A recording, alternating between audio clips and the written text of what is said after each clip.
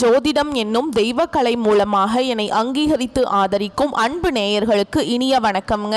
மீன ராசிக்கு இந்த பதிவு மூலம் அப்படி என்னதான் சிறப்பாக இருக்குது அப்படிங்கிறத பார்க்குறதுக்கு முன்னாடி எம்பெருமான் முருகப்பெருமானின் ஆசீர்வாதம் உங்களுக்கு முழுமையாக கிடைக்க நான் சொல்லும் மந்திரத்தை நீங்களும் 3 முறை சொல்லிக்கிட்டே உங்களால் முடிஞ்சதுன்னா கமெண்ட் பாக்ஸில் ஒரு முறை கமெண்ட் பண்ணுங்க. ஓம் முருகா போற்றி, ஓம் முருகா போற்றி, ஓம் முருகா போற்றி.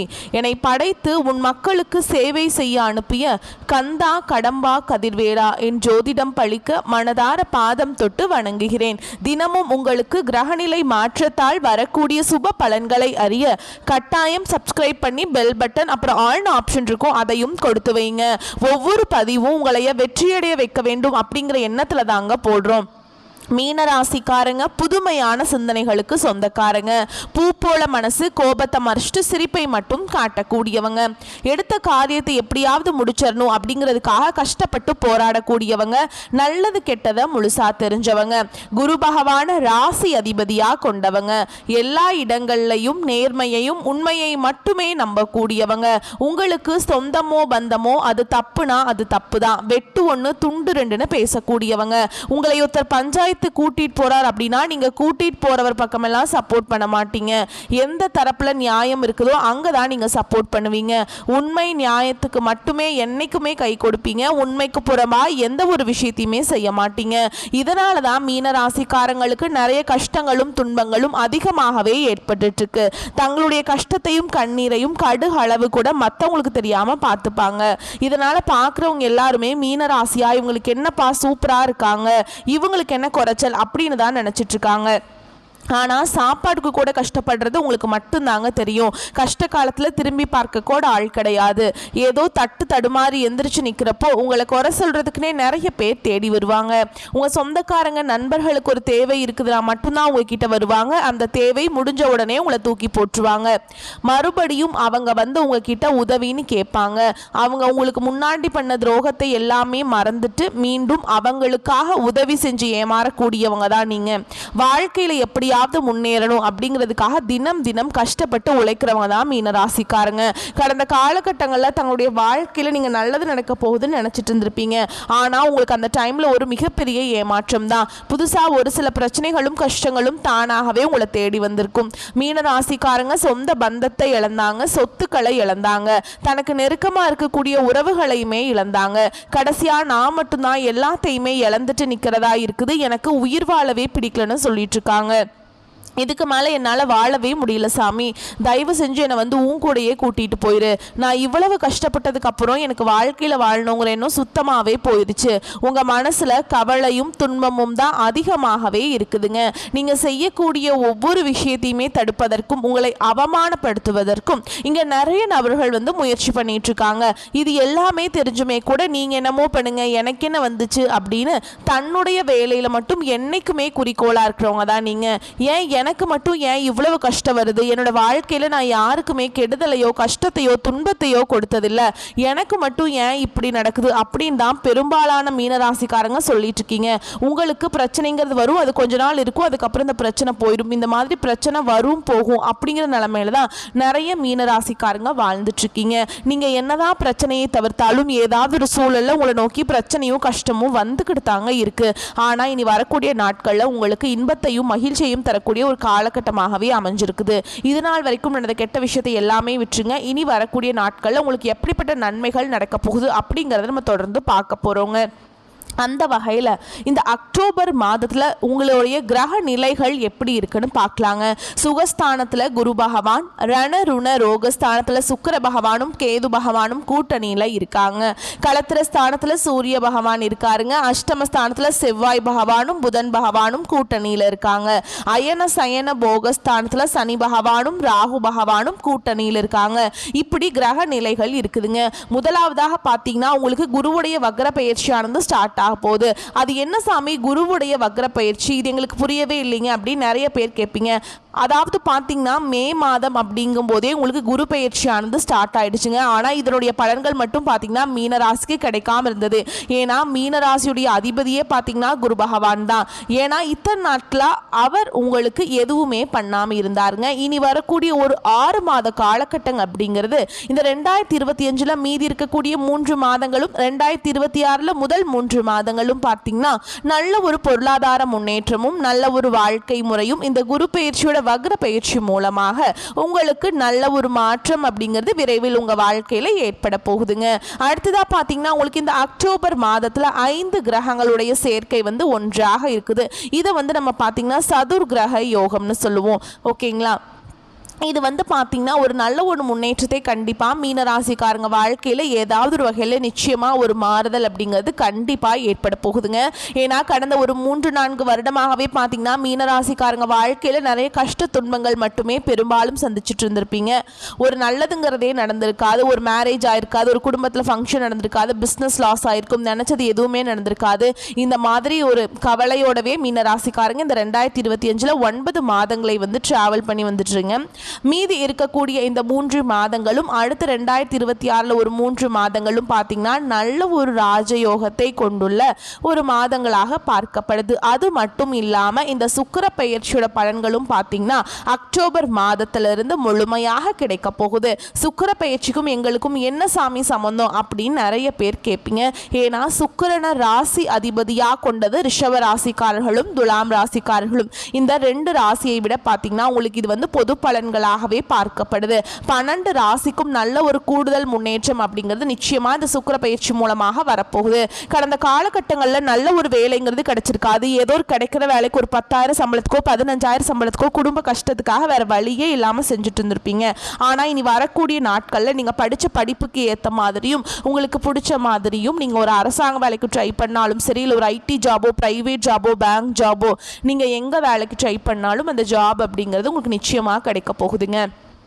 கோர்ட்டு கேஸுன்னு ரொம்ப நாட்களில் அலைஞ்சிட்டு இருக்க நபர்களுக்கு விரைவில் உங்களுக்கு சாதகமாகவே தீர்ப்பு வரும். சொத்து பிரச்சனையும் உங்களுக்கு சாதகமாகவே முடியும். சனி பகவானுடைய பார்வை உங்களுக்கு நேரடியாகவே இருக்குது. இதன் மூலம் வருமானம் அப்படிங்கிறது பல வழிகளில் வரும். தொழிலில் லாபம் சற்று அதிகமாகவே கிடைக்கும். அரசியல்வாதிகளை பொறுத்த வரைக்கும் புதிய பொறுப்புகள், புதிய பதவிகள் எல்லாமே தானாகவே உங்களை சேரும். ராகுவாழ உங்களுடைய செல்வாக்கு உயரும். உடல் ஆரோக்கியம் மேம்படும். சங்கடங்கள் நீங்கும். மறைமுக உங்க தொழில் வாழ்க்கையிலும் சரி, இல்லற வாழ்க்கையிலும் சரி நிறைய நபர்கள் தொல்லை கொடுத்திருப்பாங்க. இனி அவங்களுடைய தொந்தரவுங்கிறது முழுவதுமாகவே இருக்காதுங்க. கடந்த காலகட்டங்களில் நீங்களும் ஒரு கம்பெனியில் இரவு பகல் பார்க்காம உழைச்சிட்டு இருந்திருப்பீங்க. உங்களுடைய சொந்த கம்பெனியை நினைச்சு வேலை செஞ்சிருப்பீங்க. ஆனால் உங்களுக்கு இது நாள் வரைக்கும் சரியான ஒரு அங்கீகாரம் அப்படிங்கிறது கிடைச்சிருக்காது. உங்களுக்கு அப்புறம் வேலைக்கு வந்திருப்பாங்க. அவங்களுக்கு நிறைய சலுகைகள் எல்லாமே கொடுத்து கௌரவப்படுத்தி இருப்பாங்க. ஆனால் நீங்க எப்படி வேலைக்கு போனீங்களோ அதே மாதிரி தான் இன்னைக்கு வரைக்குமே இருந்திருப்பீங்க. இனி வரக்கூடிய நாட்களில் உங்களுக்கு சம்பள உயர்வு, பதவி உயர்வு, உங்களுக்கு மேல் இருக்கக்கூடிய அதிகாரிகளுடைய ஆதரவு முதற்கொண்டு உங்களுக்கு கிடைக்க போகுதுங்க. இனி உங்க வார்த்தைக்கு மதிப்பு மரியாதை கிடைக்கும். அந்தஸ்துல நீங்க எதிர்பார்த்த உயர்வுக்கு போக போறீங்க. இனி நினைச்சது எல்லாமே நடக்கும். தொழில் வியாபார தடைகள் அனைத்தும் விலகும். லாபம் அதிகமாக கிடைக்கும். முன்னேற்றம் உண்டாகும். வரவேண்டிய பணம் விரைவில் கைக்கு சேரும். குடும்பத்தில் நெருக்கடிகள் விலகும். செல்வாக்கு அந்தஸ்து உயரும். வெளிநாட்டு முயற்சிகள் வெற்றியை தரும். தெய்வ சிந்தனை அதிகமாகும். பெரியோர்களுடைய உதவிகள் கிடைக்கும். உறவுகளில் இருந்த சண்டை சச்சரவு முழுவதுமாகவே விலகும். புதிய நண்பர்கள் உங்களுக்கு உதவி செய்வாங்க. தொழிலில் ஏற்பட்ட நெருக்கடிகள் நீங்கும். முடங்கி கிடந்த நிறுவனங்கள் மீண்டும் இயங்கும். வியாபாரத்தில் எதிர்பார்த்த லாபம் கிடைக்கும். புதிய தொழில் தொடங்கக்கூடிய முயற்சிகள் கண்டிப்பாக உங்களுக்கு வெற்றியை தரும். கடந்த காலகட்டங்களில் திருமண நிலை அப்படிங்கிறது மீனராசிக்காரங்களுக்கு நிறைய பிரச்சனையும் சிக்கலையுமே பெரும்பாலும் சந்திச்சிருப்பீங்க. இதுல குறிப்பா பாத்தீங்கன்னா பெண்களுக்கு ஏதாவது ஒரு வகையில திருமணம் அப்படிங்கிறது அடைஞ்சிருது. ஆனா ஆண்கள் தான் ரொம்ப ரொம்ப பாவம்.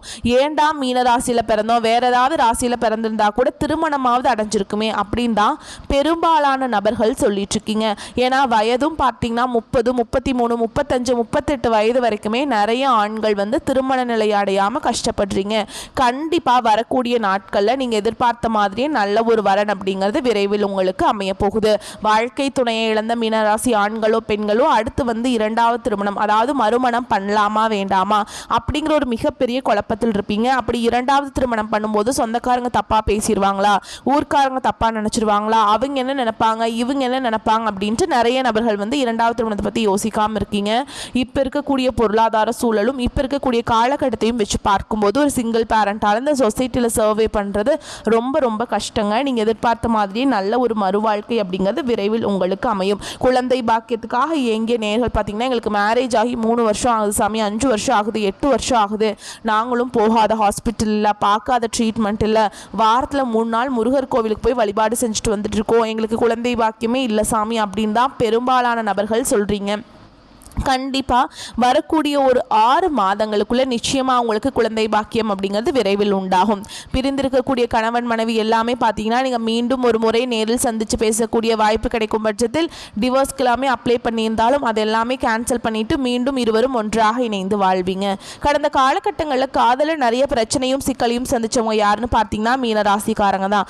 ஆனால் இனி வரக்கூடிய நாட்களில் உங்கள் காதலை வெளிப்படுத்தும் போது அந்த காதல் கண்டிப்பாக கைகூடும். வீட்டில் போய் சொன்னீங்க அப்படின்னா பெற்றோர்களே உங்களுக்கு முன்னாடி நின்று திருமணம் செய்து வைக்கக்கூடிய வாய்ப்புகளும் அதிகமாகவே உள்ளது. இனி வரக்கூடிய நாட்களில் கடினமான காரியத்தையுமே சுலபமாக செஞ்சு முடிச்சிருவீங்க. உங்கள் எளிமையான பேச்சு திறமையால் நீங்கள் அனைவரையுமே கவர்ந்தெழுப்பீங்க.